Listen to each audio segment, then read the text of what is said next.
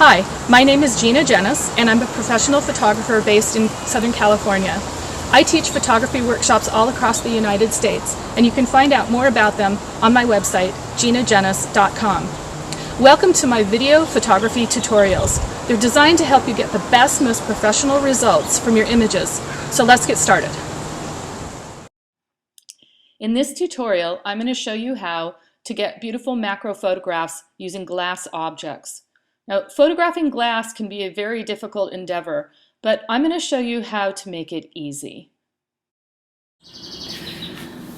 Today what we're going to use as our subject matter for our macro shot is a glass perfume bottle, a glass marble, and a glass bead. The marble is only 7/8 of an inch high, and you can get an idea of scale from this business card.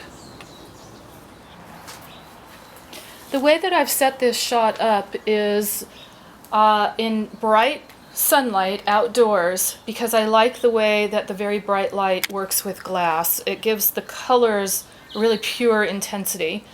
I chose a pure white background to set the objects on, but I didn't like an entirely white background, so what I did was pull a color from the objects, which is a beautiful turquoise, and I used a piece of gift wrapping tissue. I taped it onto a piece of foam core for a backdrop. The camera that I've chosen to use for these shots is a Canon 5D, and my lens is a Canon 100mm macro lens.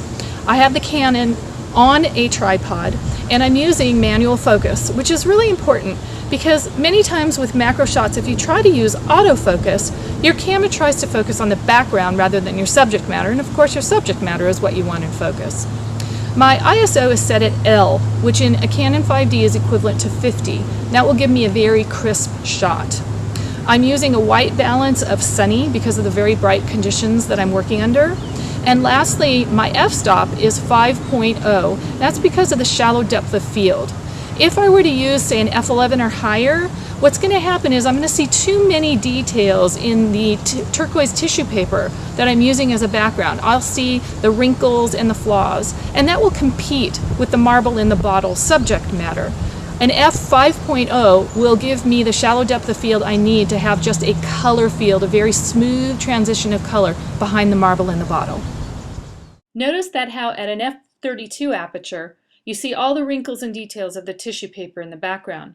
But in f5.0 aperture, the tissue paper is now a beautiful field of color and the marble and pebble are still in focus. Now let's take a look at the finished photograph.